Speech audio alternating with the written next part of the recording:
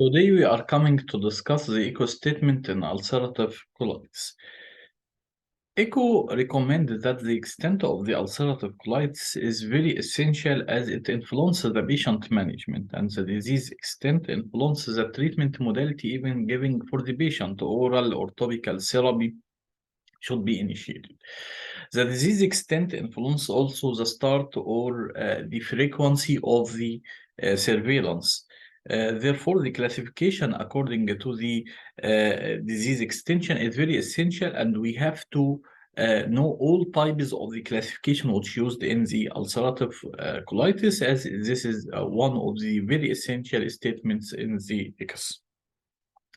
They mentioned also that the preferred classification, endoscopic classification for the ulcerative is the Montreal classification and Mayo classification and endoscopic activity index and love and Wits classification for clinical evaluation. Mentioned that the classification of the ulcerative colitis based on the disease severity is very essential also as the extent of the disease. We have to assess the severity of the disease, the extent of the disease. The severity of the disease can be also assessed by other clinical and laboratory and imaging study.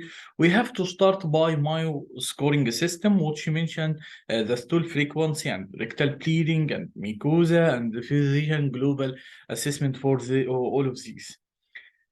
Stool frequency, if the stool frequency normal and there is no rectal bleeding and the mucosa is normal, and generally this is a normal condition and giving Mayo score 0.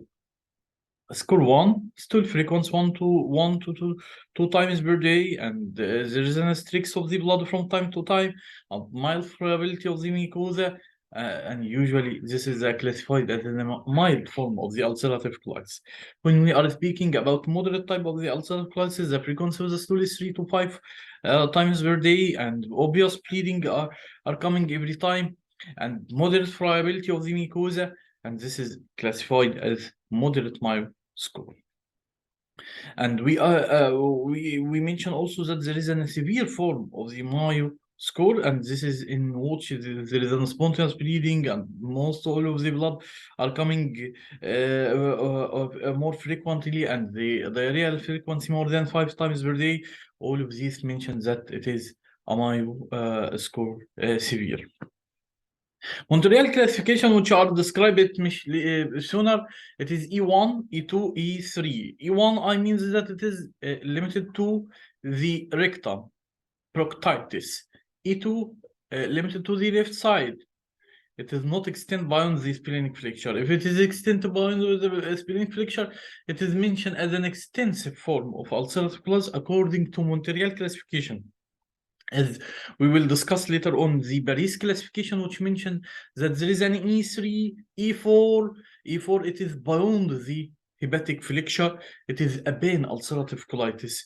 But in the Montreal classification, E3 means a pain or extensive ulcerative colitis if it is extended beyond the splenic flexure.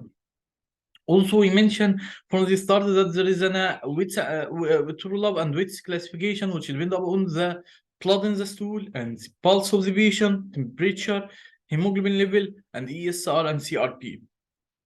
All of these are parameters for determining the degree of the severity in the ulcerative colitis. And if we are discuss again what is the difference between the Montreal classification and the Paris classification, we know that the modified form of Montreal classification adding the severity in the same classification. So it's 0, there is a clinical remission. It's 1, mild ulcerative colitis. It's 2, moderate ulcerative colitis, and it's 3, severe ulcerative colitis. Severe ulcerative colitis have an bleeding mucosa. Moderate ulcerative colitis just the friability of the mucosa. Mild ulcerative colitis, it is just a small ulceration in the rectum. And when we are speaking about the Paris classification, we know that there is an ulcerative E1 ulcerative proctitis, E2 left-sided colitis not mesh beyond the splenic flexure. If it is extended beyond the splenic flexure and reach up to the hepatic flexure, it is E3.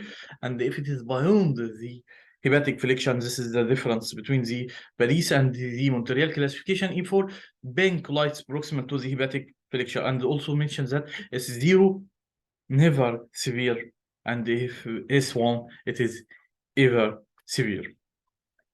Also, we have an ulcerative colitis endoscopic activity index, which mentions that we have to know the vascular pattern in this patient and the bleeding tendency and the erosions or ulceration, and all of these will take a score from 0 to 3. Vascular pattern, normal vascular pattern with arterialization of the capillary clearly identified. This is a normal 0. 1, patch obliteration. Patch obliteration of vascular pattern 1. 2, obliteration, complete loss of the vascular pattern, and this is 2. Bleeding 0, no bleeding, no visible blood vessels bleeding at the time of the endoscopy. Number 1, mucosal. Spots or streaks of coagulated blood at the mucosa, it is 1. Luminal, mild. Some free liquid blood in the lumen, this is a 2. Luminal, moderate or severe. Frank blood in the lumen and visible oozing from the mucosa after washing, visible oozing from the hemorrhagic mucosa, this is a 3. Erosion and ulceration, if we find no ulceration at the mucosa, this is normal mucosa, no visible ulcers or erosion, 0. 1, erosions, small defects in the mucosa, less than 5 millimeters, white or yellow in color, flat edges. Superficial ulceration, large defect in the mucosa, more than 5 millimeter in extension, and discrete fibrin covered all of these ulceration. If we found that there is a deep ulceration and loss of the mucosal pattern with and converted to an healed ulcers, this is an grade 3. It is a deep ulcer, deeper excavated defect in the mucosa. Many thanks, and this is all mentioned about the scoring and the severity of ulcerative colitis at ECOS. Many thanks and goodbye.